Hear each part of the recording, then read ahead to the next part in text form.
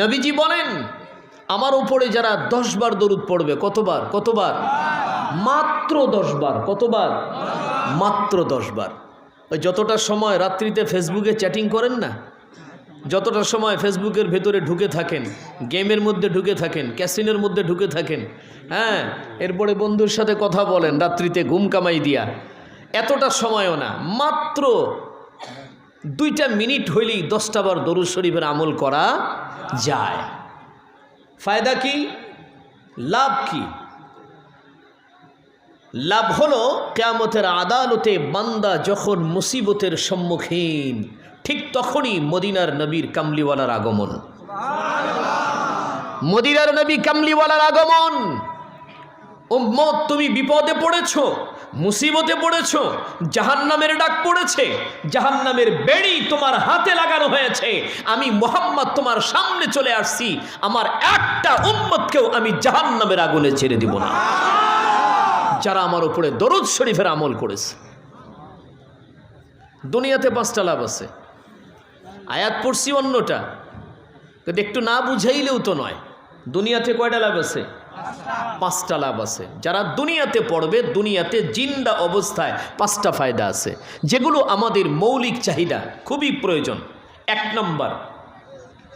এক নম্বর লাভ হলো, আমরা পৃথিবীর মানুষগুলো যারা, তাদের একটা স্বভাব আছে, ম্যাক্সিমাম সময় আমরা কিন্তু গুনাহ করে থাকি।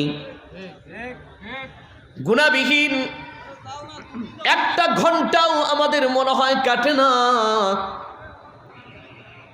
একটা ঘন্টাও গুনাহবিহীন আমার জীবন অতিবাহিত হয় না। এভাবে যদি আমি 100 বছর হায়াত পাই, সাবালক হওয়া পর্যন্ত ধরে নিলাম 13 বছর বাদ দিলাম, বাকি কত বছর? 87 বছর। কত বছর? 87 বছর। 87 বছর আমি আমার জীবনে গুনাহ করেছি, অনেক গুনার পাহাড় হয়ে গেছে আমার, হিসাব নাই জীবনে কত গুনাহ করেছি। এই গুনাহগুলো নিয়ে তো আর কবরে যাওয়া যাবে না, গুনাহ মাফ করায়া কবরে যাইতে হবে। সহজ পদ্ধতি হলো, তুমি যদি তোমার জীবনের গুনাহগুলো মাফ করাইতে চাও, মদিনার কামলিওয়ালা নবীর উপরে বেশি বেশি করে দরুদ শরীফ পড়ে নাও। আল্লাহ পাক রব্বুল আলামিন নবীর ইজ্জতের খাতিরে তোমার জিন্দেগির গুনাহগুলো মাফ করে দেবে। এটা হলো 1 নম্বর। কে চায় না বলুন? গুনাহ মাফ করাইতে চান না কে কে? একটু হাত তুলে আমাকে দেখান। কেউ আছে কি? গুনাহ সবাই মাফ করাইতে চায়, ঠিক কিনা? আর আপনারা অনেকে বলবেন যে হুজুর আমার জীবনে গুনাহ নাই, আমি বিশ্বাস করি না। নবী আলাইহিস সালাম বলেন, পৃথিবীর জমিনের যত মানুষ সবাই কম বেশি গুনাহগার, সকলের জীবনেই কম বেশি গুনাহ আছে, তবে কেউ কম কেউ বেশি, কেউ কবিরা কেউ সগীরা, কেউ প্রকাশ্যে করেছে কেউ গোপনে করেছে, তবে সবার জীবনে কম বেশি গুনাহ আছে। এটা কে বলেছেন? মুহাম্মাদুর রাসূলুল্লাহ সাল্লাল্লাহু আলাইহি ওয়াসাল্লাম বলেছেন। তবে নবী আলাইহিস সালাম বলেন, এই গুনাহগারদের ভিতরে ওই মানুষটা হলো ভালো, ওই মানুষটা হলো উত্তম, যে মানুষটা গুনাহ করার পরে আবার অনুশোচনা করে, তওবা করে, আল্লাহ পাক রব্বুল আলামিনের দরবারে চোখের পানি ফালায়া কাঁদে, গুনাহের জন্য মাওলার দরবারে ক্ষমা চায়, রাত্রি জাগরণ করে, তাহাজ্জুদের নামাজ পড়ে পড়ে আল্লাহর দরবারে সেজদা দিয়া চোখের পানি ফালায়া কাঁদে। আল্লাহর রাসূল বলেন, ওই মানুষগুলো যখন তওবা করে নেয়, ওর চোখের কুঠাবে যখন 1 ফোঁটা গরম অশ্রু ঝরে পড়ে, ওই 1 ফোঁটা অশ্রুর ভিতরে এত পাওয়ার, আল্লাহ পাক রব্বুল আলামিন ওই 1 ফোঁটা চোখের পানি দিয়া তার নামের জাহান্নামের আগুনগুলি নিভিয়ে দেয়। জন্য গুনাহ করলেও গুনাহ নিয়ে কবরে যাওয়া যাবে না, তওবা করে তারপরে কবরে যেতে হবে। কি প্রস্তুত তো আমরা নাকি? গুনাহ ছেড়ে দেন, গুনাহ করা বন্ধ করেন। ও ভাই, নেকের কাজ করা সহজ দুনিয়াতে, সমস্যা নাই। একবার সুবহানাল্লাহ পড়লে গোটা দুনিয়ার ফাঁকা জায়গাগুলি নেকি দিয়া ভরে যাবে। একবার আলহামদুলিল্লাহ পড়লেও সেম হবে। আরো নেকের কাজ আছে। একজন গরিব অসহায়কে পেট পুড়ে খাওয়ালে আল্লাহ বড় খুশি হয়। এই যে মাদ্রাসায় দান করলে আল্লাহ খুশি হয়, রাসূল খুশি হয়। নেকের কাজের অভাব নাই, কিন্তু দুনিয়াতে সবচেয়ে বড় কঠিন কাজ হলো গুনাহ থেকে নিজেকে বাঁচায় রাখা। সবচেয়ে বড় কঠিন কাজ। আপনি না চাইলেও গুনাহ হবে, আপনি চান না তারপরেও আপনার গুনাহ হবে। ইচ্ছায়ও গুনাহ হবে, অনিচ্ছাতেও গুনাহ হবে। এমন ব্যবস্থা আমাদের আছে না নাই? এখন এমন ব্যবস্থা আমাদের কাছে আছে, আপনি চাইলেও গুনাহ হবে, না চাইলেও আপনার গুনাহ হবে। বিজ্ঞান আমাদের হাতে সেই অস্ত্র তুলে দিয়েছে। গুনাহ করা আর একটা সহজ মাধ্যম, এই যে, ঠিক না? কথা বলেন ঠিক কিনা? চতুর্দিকে ক্ষতি, আমাদের ব্রেনের ক্ষতি, চোখের পাওয়ারের ক্ষতি, পকেটের ক্ষতি, স্বাস্থ্যের ক্ষতি, চতুর্দিকে ক্ষতি। কথা কোন ঠিক কিনা? কাজের ক্ষতি, সময়ের ক্ষতি, সম্পর্কের ক্ষতি। কোন দিকে যাবেন আপনি? এই একটা মোবাইল আপনাকে চতুর্দিক থেকে অ্যাটাক করে ফেলছে। যে এক নম্বর হলো দরুদ শরীফ পড়লে আল্লাহ কি করবেন? গুনাহ মাফ করে দিবেন।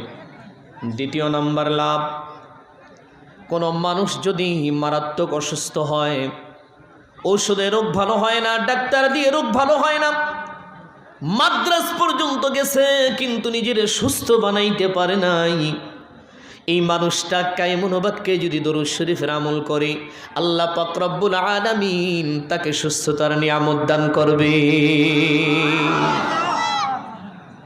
3 নম্বর ফজিলত হলো, কোনো মানুষ যদি অভাবী হয়, আল্লাহ পাক দরুদ শরীফের মাধ্যমে তার অভাব দূর করে দেবেন। সুবহানাল্লাহ বলেন। 4 নম্বর, কোনো মানুষ যদি ঋণগ্রস্ত হয়, ঋণের ভয়ে কিছু মানুষ আপনাদের এই অঞ্চল থেকে রাতের অন্ধকারে দেখবেন বউ বাচ্চা নিয়ে 65, হ্যাঁ, সন্ধ্যাবেলা দেখছেন বাড়িতে খাবার দাবার চলতেছে, সব ঠিক আছে, পরের দিন সকালে দেখতেছেন বড় ধরনের তালা ঝুলানো, উনি আর নাই। ফোন দিয়েছেন, ফোন বন্ধ, ওই ফোনের সিম আর চালু নাই। কেন? আশেপাশের প্রত্যেকটা দোকানদার তার কাছ থেকে টাকা পাবে, সুদের উপরে টাকা নিছে, টাকা দিতে পারে না, রাতের অন্ধকারে বউ বাচ্চা নিয়ে পালায় চলে গেছে। কোথায়? ওই মুন্সিগঞ্জের চিপায়। মুন্সিগঞ্জের চিপায় যাইয়া গার্মেন্টসে ঢুকছে। উনি রিক্সা চালায়, বউরে ঢুকাইছে গার্মেন্টসে। ঠিক কিনা জোরে বলেন? ওই মোবাইলের সিম আর লাগে না। কেন?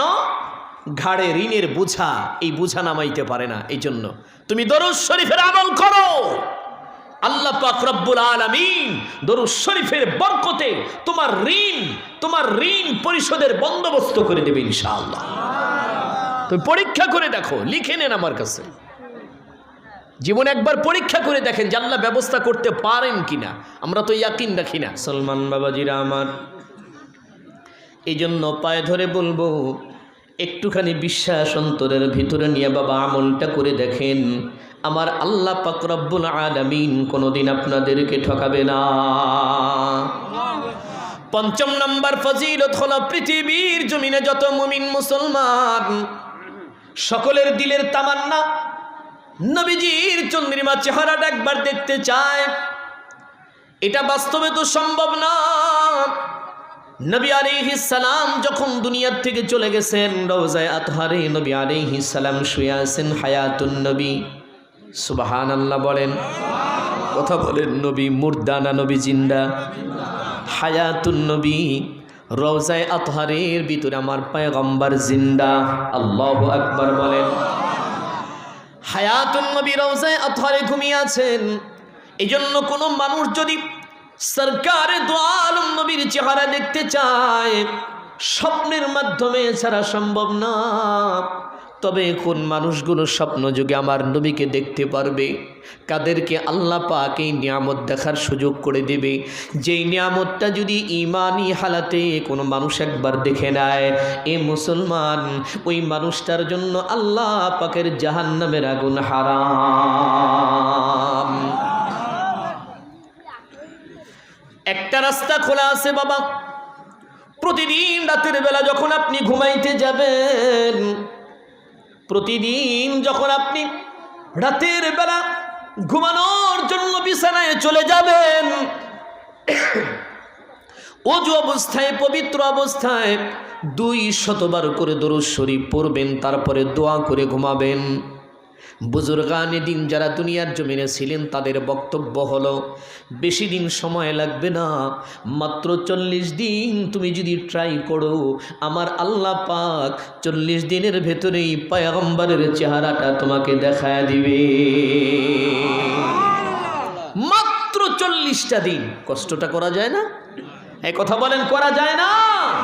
হ্যাঁ, 40টা দিন যদি একটু অপেক্ষা করি, তাই মনোবাক্যে যদি আমি দরুদ শরীফ পড়ি আগ্রহ নিয়ে, ইখলাসের সাথে, আমার আল্লাহর কাছে যদি চোখের পানি দিয়ে দোয়া করি, আমার আল্লাহ পাক ফিরাবে না, ওই মদিনার কামলিওয়ালা নবীর ওই চন্দ্রিমা চেহারাটা আমার সামনে আল্লাহ পাক তুলে ধরবেন। এই হলো দুনিয়াতে 5টা লাভ। মনে থাকবে তো ইনশাআল্লাহ? কথা বলেন, মনে থাকবে তো?